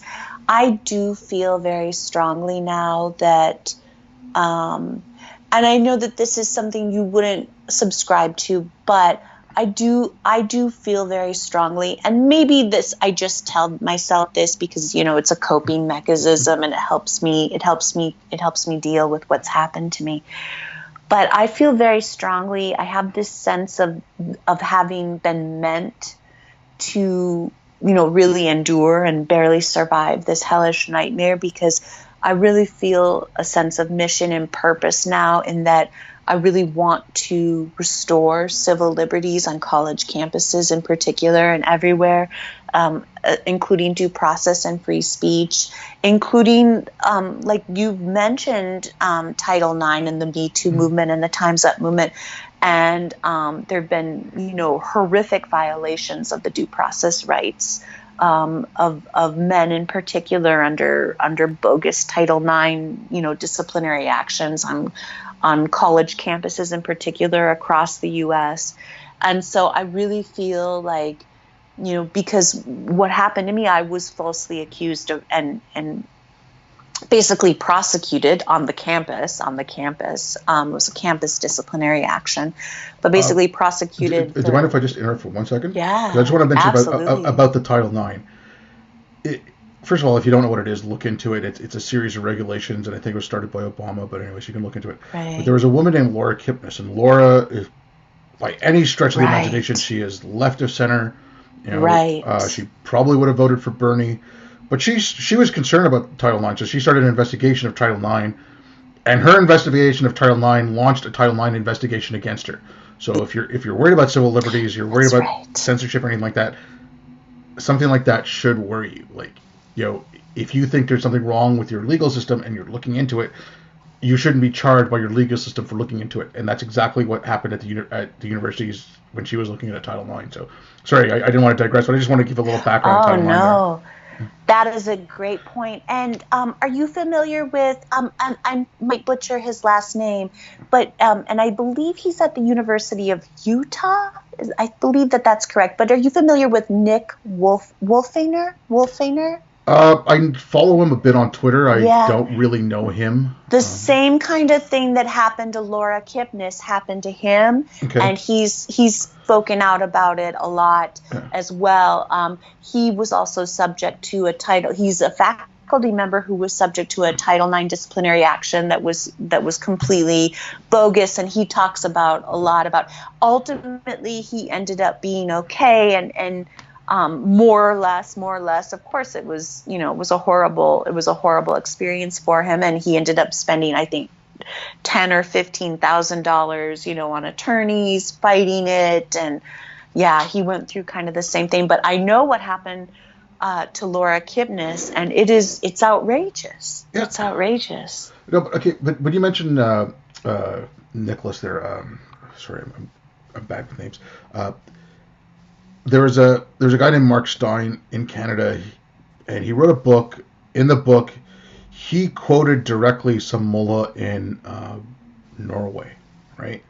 He directly quoted him. He got brought up on human rights charges by the Canadian Human Rights Council, the BC Human Rights Council, and the Ontario Human Rights Council for directly quoting someone. Now, he won. It was thrown out by the Canadian Human Rights Council. At that point, the Canadian Human Rights Council had almost a 100% conviction rate, which is crazier than Saddam Hussein or the Chinese regime or whatever. They don't even have 100%. And the other two threw it out. But what he said was, it's the process is the punishment. So that's right. Even if you are vindicated further down the road, and you can take civil action or whatever, right? I'm not. I wouldn't begrudge you if you did. But it doesn't give you back the 2 years of your life that were taken away from you, and taken away from you in a very horrific manner, like what you went through. Even if you're acquitted, I'm not saying, hopefully you are found, you're completely exonerated. You won't be in the minds of certain people. You had to go through all that. Never. And, like I said, Never. I don't know if you would or whatever, but if you did take civil action, like I said, I wouldn't begrudge you, because these people made your life a living hell. And it's, but and then if you take civil action, then you have to kind of relive it again. And you have to go through all that again just to get some sort of recompense, which at the end of it might take 4 years, and is it really worth the 4 years? Like I said, it's the whole thing is nonsensical, and it's I don't want to say nonsensical because I don't want to make light of it, but it's there is no due process. It's surreal. Yeah, and it's surreal. And it's okay. I'm going to rant a little bit here. With what's going on with the COVID, and I don't want to make I know that one doesn't really have to do with the other. All these people oh my God, they're taking away civil liberties, and it's okay. If the government actually had a plan, I don't think either the Canadian or the American governments had proper plans in place. I think our government did a little bit better than yours, especially our provincial governments. But if they had a plan in place saying, okay, you know what? We need tests, we need ventilators, we need masks. We're asking you to stay home for whatever. It shouldn't be that long. It should have just been 4 weeks or 6 weeks or whatever. We're going to get all these things built. We're going to go purchase them. We're going to buy them. We're going to turn factories to make them. I think people would have gotten out, but now only like because it was so badly handled, everyone's like, "Oh, I'm going to go to my church because it's my right to assemble. I'm going to go to spring break. Oh, you're taking away my civil liberties." It's like, no, they're asking you to stay home, and if you want to see them taking your civil liberties away, China coming in and welding the door shut, or there was that one out of Philadelphia yesterday where there was, and the cops really badly handled this. They were Oh, dragged some I guy off the saw bus. Okay, that. Yeah, like okay, that was intense. okay, that's civil liberties being taken away. But Right. it's the same thing here with the Title IX. Like anything that happens, it's civil liberties being taken away. That's right. And it's like I I'm not a big fan of hers. The one thing I liked that she was doing was trying to do some Title IX reform was Betsy DeVos. Again, I don't like some of the way she's doing it, but straight away, all universities, because it's coming from, or the universities I've seen it, because it's coming from Betsy DeVos and it's coming from the Trump administration, they're dismissing it wholesale. They're not even looking at it, and it's right. Like, if you're worried about civil liberties and you're worried about all these things, oh my God, the government's using the virus to take away our rights. Yeah, I'm worried about some of those things, especially up in Canada. Our government's trying to pull a few fast ones, but like, worry about what's going on in your campuses. Worry what's going on. That's right. Like where they're teaching people. Worrying what's going on in your elementary schools. They're teaching critical race theory to kids. They're teaching kids in New York City that being on time, and I'm talking about pre-K kids in New York City, that being on time is acting white. Okay, like it's not normal. Sorry, rant over. Oh no, I love it. I love it. Yeah, go for it. Go for it. And I think you probably saw what just happened when Alyssa Milano just came out in support, of Joe Biden. And Joe Biden now is being subject to, which, Joe Biden, of course, is one of the biggest proponents of, decimating due process on college campuses, especially under Title IX. And, and the Believe Women mantra of the Me Too movement. And as was, of course, Alyssa Milano. And she obviously was, sat behind Kavanaugh at the Kavanaugh hearing. And but so now she's getting just slammed left and right, Alyssa Milano, for having, now she's the one who's demanding due process for Joe Biden and saying we can't just believe, these accusations by Tara Reid that, he sexually assaulted her whenever, however long ago, that he has the right to, due process. And so now everybody's like, oh, so because it's Joe Biden, he has the right. It's not because it's Joe Biden particularly. It's because that's my friend, right? Like even during the Me Too movement, at the height of the Me Too movement, there were people coming out like, so and so gets accused, or someone famous. I'm forgetting details, but like I saw this stuff happen, and it was, oh well, that person didn't do it because they're my friend and I work with them and I know them, and it's like, but an hour before they're like, believe all women and believe all victims, and it's absolutely ridiculous. And okay, and here's the thing, and my take on this is, if someone comes forward, you believe them to the extent that you take them seriously, you do a fair and honest investigation. That's right. Find out what happened. Okay, in the case of Kavanaugh, and even in the case of Joe Biden, like I haven't even looked at the accusations. I don't. I don't want to at this point. But, in the case of Kavanaugh at that point, the Republicans, what they should have done is, okay, you know what, we're going to have an investigation. We're going to put him on hold. We'll bring someone else up, right? And have that investigation. Once you have an impartial investigation, if everything works out fine, then the next time a seat comes up, you can put him up again, right?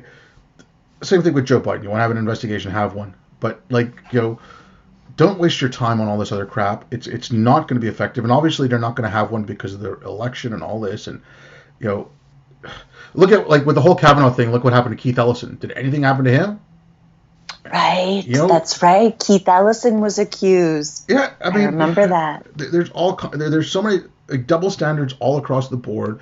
Both sides do it. Both sides play fast and loose, and it's just the whole thing is. Again, when I was speaking to James the other day, I brought this up. I said, in 2001 you had 9/11. In 2000 when you had these people getting out of grad school and getting out of doctorates. At the same time, the internet was becoming more ubiquitous. So you had the rise of the narrative, and that's when, because of the internet, because of information being readily available everywhere, everything became narrative driven, and that's where we are now. It's, I don't believe you because it goes against my narrative. There's so few people willing to stop playing the narrative game. And I mean, I'm sure I'm guilty of this. I'm, like everyone is. The best thing you can do is be conscious of it and try to be aware of it and try to not do it. But yeah, it's a little much now. I just think, and like Gretchen, and I think it's so much about the cult of woke intersectional feminism. And I think in particular, what was done to me by the Yale administration just shows that it is bigotry and stupidity, and it is a real threat to our civil liberties in the U.S. and I know you're in Canada, and in particular a threat to due process, like Gretchen Mullen has talked about extensively, that the Yale administration immediately released these, including President Peter Salovey, immediately released these public statements in a day or two or three after the May 8th, 2018 incident at Yale, basically just condemning me as guilty of racial harassment without any due process whatsoever. The reason being is that is a foundational premise of woke intersectional feminism, that if a person of color, in particular the Black person, accuses a white person of racism, that is a condemnation. That is a condemnation of racism. There is just, and that to even demand for the person who's been accused, for the white person who's been accused, for them, just like you said earlier in our conversation, for them even to demand due process, to try to try to present evidence to the contrary, to even object, and to defy the accusation, is in and of itself construed as evidence of your racism, because you are supporting the status quo system of oppression. But also, you ask, like, let's just say, you and I are talking, and you said something, something innocuous like, "Oh, it's a lovely day outside," and I said, "Well, that's racist," and you were like, right. It's obviously not racist, and you're confused, and you look at me and say, "Well, how is that racist?" You asking me how that is racist is also proof of your racism, because you're expecting me to do the emotional labor of explaining to you why that's racism, and that's right. I mean, it's, the whole thing is so rigged for you to fail. I mean, like, the only way to win this game is not to play. But you don't play this game. Like, I mean, okay, look. If a white family moves into a neighborhood, it's gentrification. If white families move out of a neighborhood, that's white flight. If you like a person of a certain race, that's fetishization, that's racism. If you don't like a person of a certain race, that's racism because you don't like them because they're that race. I mean, there's just no way you can win with this shit. And there's a right-wing version of this nonsense as well. Like, the Charlie Kirks and the Candace Owens of the world are just as bad as the woke intersectional garbage, and they're the two sides of the same coin. They're crazy people who have who don't use facts and have no bearing in facts in their lives. Like, they just make things up as they go along. Right. That's what I've said too. And actually, I've been using the term, instead of saying social justice warrior, I've been using the term moral outrage warrior. And the reason why I like to say moral outrage warrior, well, I also feel like I'm now, on a quote unquote crusade, so to speak, against the moral outrage industry. But I really feel like you're right. It's both sides. It's these extreme elements on both sides, on both ends of the political spectrum, left and right. And that's why I call them I call them the moral outrage industry and the moral outrage warriors, and not just social justice warriors, because I don't just want to condemn the extreme leftists who are participating in this nonsense, but also those on the extreme right who are participating in this nonsense. Okay, like I said, again, I mentioned James a couple of times. James O'Leary, Helen Puckers, all them. They came up with the term grievance studies, right? That's right. And then also taking off Jehovah's Witnesses, I started calling these people left or right grievance witnesses, because all they're doing is witnessing grievances everywhere they go. So they become grievance witnesses. That's all they grievance witnesses. I like that. Yeah, they're witnessing. Yeah, they're witnesses to the grievance. Yeah, that's right. That's exactly right. Yeah. And they're proclaiming the new kingdom to come, the woke intersectional feminism kingdom. And only the elect, like the elect will get in, and only the elect, and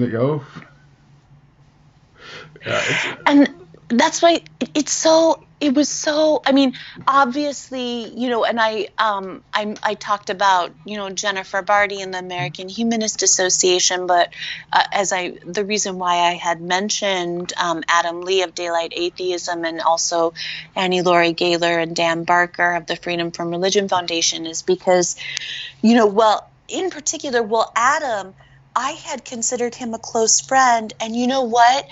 Before May 8th, 2018 happened, I can't remember exactly how many months, but I had met him in New York City to meet his new baby boy just, a few months prior to that. I'm sorry, I'm not going to cry. But, and then also Annie Laurie Gaylor and Dan Barker, I considered them family. And when I came back from France after my brother's suicide, and then I was applying to, master's programs in philosophy, I lived with them for a time. In Madison, Wisconsin, and that was the spring of 2011, when, do you remember, it was the 99% movement, and it was the Arab Spring.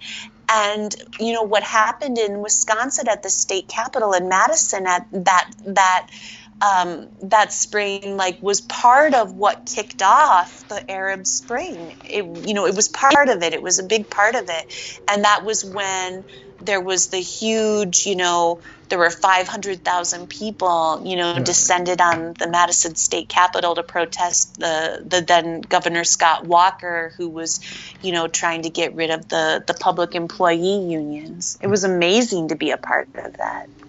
Yeah, I mean, I think I took video of all of it. I think 2011 spring, I think I was in Haiti at that point. Yeah, so I don't know how much you even knew about what was happening. I didn't know what was going on in Wisconsin, but I mean, I'd heard about the Arab Spring and all that. I was following that. That's right. That's right. Well, but the reason why I mentioned that is just I was going to say that it's just even now it's hard for me to wrap my head around.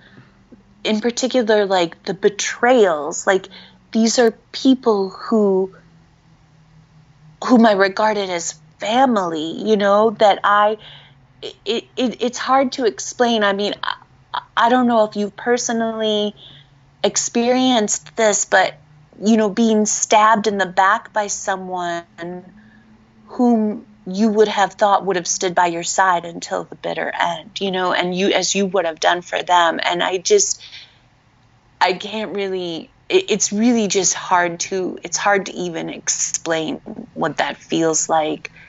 But the fact that woke intersectional feminism has so usurped that community and those organizations, that these people who knew me intimately, who knew I would never engage in racist behavior in a million years, who knew I had dedicated my life to fighting against oppression, that I was a deeply committed human and civil rights activist and a licensed attorney, people who knew me intimately, who knew me inside and out, and everything that I stand for and fight for, and they I mean, Annie Laurie Gaylor and Dan Barker in particular in the Freedom from Religion Foundation, they didn't explicitly make the kind of derogatory public statements that say, Jennifer Barty and the American Humanist Association did, and that also that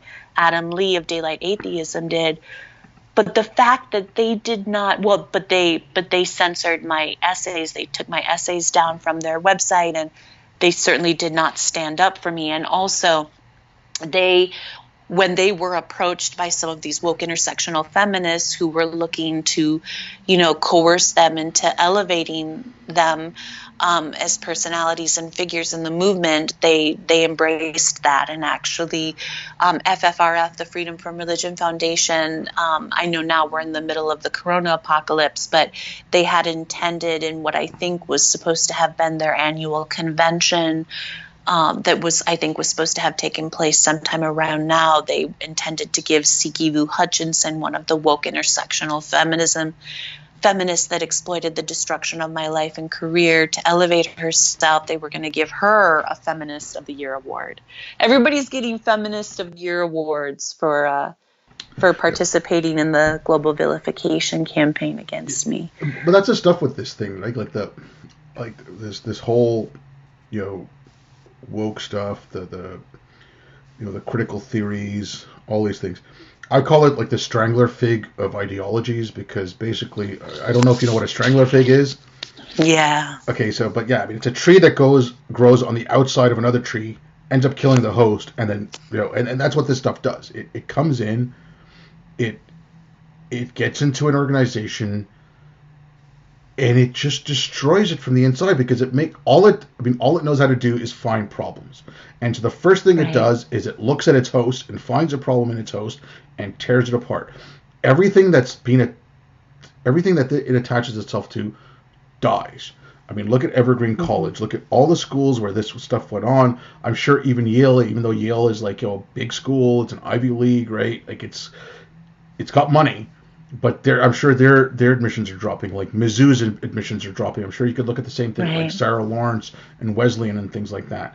And like once this coronavirus thing hits, once it hits, but like once people start pulling back, I think a lot of people are going to notice, hey, I don't need a classroom. I don't need to pay, tens of thousands of dollars to sit in a building. Right. Like I can do this from home. And online learning is going to be, and I think a lot of these places are going to collapse. Like this stuff is. So if it comes into forget the political stuff, forget all this. Like, it's tearing apart knitting communities. Like for whatever reason, I started following what it's doing in the knitting communities. I saw that. It's tearing apart like hiking and camping communities. Anything it gets attached to, it destroys. It just takes it over. It's this stuff. And again, there's a right-wing version of it. You can look at it. There was a good article. I'm trying to remember where it was. It was about right-wing postmodernism, and people think postmodernism is just a left-wing thing. Like I said, the Candace Owens, the Charlie Kirks of the world, even like someone like Dave Rubin, I don't have much time for him. I think that he is using this right-wing postmodernism. And that's where, that's okay. Right now, we need expertise. We really need expertise in the world at this moment. Right. That's right. And this stuff, both left and right, no one knows who to trust. No one knows who to believe. No one knows. That's exactly right. Everyone's using their narrative. When Trump first said, okay, we're going to ban flights from China, I don't think he went far enough. I think he should have done what Hong Kong, Taiwan, Singapore had done, was like all travel canceled. I think that's what he should have done, but whatever. Oh my God, that's racist, so he pulls back. I mean, it's this whole thing is all BS. Trump wasted so much time. It's like, no, you know what? You guys all wasted time. You guys all have your stupid narrative to follow. You pick up that script, and once you have that script, that's the only thing you can use. Right. That's right. And I've been telling, you are so exactly right. This is something that I've been saying a lot on Twitter in particular, is that this is a serious problem because of what we're dealing right now with this coronavirus pandemic. Because look, if I know, I've been telling people, and we kind of talked about this last time in the last podcast about the death of journalism and what's going to maybe replace it, because I've been saying you cannot. If I know that the New York Times published copious articles about me that were nothing but lies. Like, if they would lie about that, if they would knowingly lie about that and destroy an innocent civil rights activist's life for moral outrage, industry, profit, and gain, why they would lie about anything? How can I believe anything that's printed in the New York Times? And I've been telling people, do not believe anything that the New York Times says about this virus, that the CNN says, that MSNBC says. But I don't want to leave people bereft for a source of accurate information. And what I've been telling people to do is to go to Nicholas Christakis. He's been really active and he's been doing a wonderful job on his Twitter feed posting accurate information about the pandemic. And then someone said to me, like, oh, thanks, Sarah, we're going to trust you and trust, the public health experts that you tell us to trust. And I said, look, I'm not saying that I'm an expert on public health experts. I'm just saying that I personally know Professor Nicholas Christakis from Yale. And I know he's a person of integrity, and that's why I trust him. And I don't want to leave people bereft of a source for accurate information while I'm telling them to ignore everything in the fake news press. And I know you don't like the term fake news press. Well, no, like I said, whatever. I mean, like, I use narrative driven because I think that's what it is. Because it's because it's both sides. It is both sides. And it is both sides. And it's I think it was. I think it's Michael Malice who said this, and again, like, I have some issues with him, but he said, the news does not lie. Like, the news is factual, but it's not truthful, right? So they'll use the facts to spin their side. So they're, 100 people get trapped, 30 people die, 70 people get saved. Oh, miracle, 70 people get saved. Oh, tragedy, 30 people die. Now, it's the exact same fact. It's how you're spinning it, right? That's right. That's right. And that's why I say narrative driven. I mean, like, whatever. I mean, like, I'm not going to argue about words. I'm not, I don't think there's magic words where if you say the right word in the right order, it has power, right? Like, people of color instead of colored people, right? Like, right. So it's like I said, like, that's just my way of looking at it. It's like, I think narrative driven is more descriptive, but whatever. Right.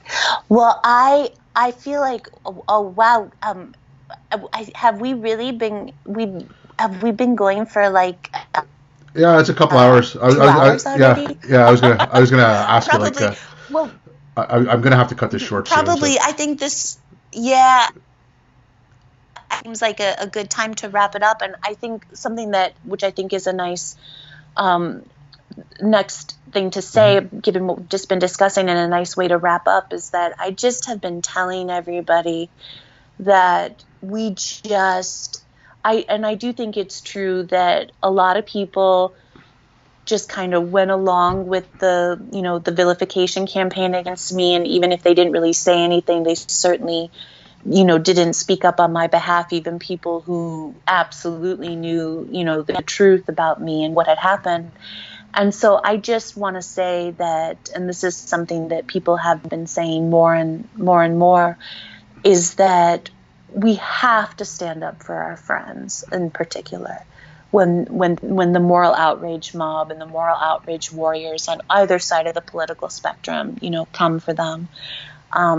We have to, because I know people are terrified, and that a lot of what people did or didn't do on my behalf in the past 2 years is because they were scared. They were really scared. They're scared that the moral outrage mob is going to come for them next, and they're going to get canceled next. And I understand that, and I understand that's a very human impulse, but we have to stand up, especially for our friends, when the moral outrage mob comes for them. Because they will come for you eventually. They will. Yeah, they will. And it's okay. You know what? Stand up for the principle. Like, stand up for your friends. Obviously, stand up for the people you know. That, you know, like, okay, you know what? I know Sarah. She couldn't have done this. That's what you should do. But stand up for the principle. Like, the principle of civil liberties and due process. Okay, that's right. I do not like Linda Sarsour. I think she's an awful person. I don't believe it. I think she's a liar. I can go on and on and on. She was being stopped. There's a group trying to stop her from coming into Canada giving a speech in Winnipeg somewhere. Now, I signed the petition to allow her to come in. Absolutely. I think she lies. I think she's, you know, she spreads a horrible message. I don't have anything good to say about her, but I want her to come in, have her say, so that someone else can then have an intelligent argument against her. I don't want... That's right. You know, I don't want to make these people martyrs to free speech. I don't want to give them that, oh, look, see, they're stifling me because everything I say is so important and so true. It's like, no, these people don't have anything... That's right. You know, let them... Like, sunshine is the best disinfectant. Let them... I completely agree. Anyways, look, if you want to let people know where they can get a hold of you, what you got coming up, if anything, you know... Right. Yes. So, well, you already have, you know, please go to my YouTube channel. You can just go on YouTube and search Sarah Braasch. My first name is Sarah, and my last name is Braasch. And my blog, and if you also just want to go to @SarahBraasch1 on Twitter, and I have basically everything listed there, my YouTube channel and my blog, and of course if you want to support my legal fund and my efforts to restore, you know, civil liberties on college campuses and to stop the moral outrage industry, obviously, you know, in the midst of a pandemic, it's going to be difficult to raise legal funds, but I'm never going to stop, you know, fighting for justice and on behalf of everyone, because this is certainly not just about me. This is not going to stop unless we bring it to an end. So thank you. Yeah, and well, once again, thank you very much for coming on. And it was my pleasure. And thanks everyone for listening.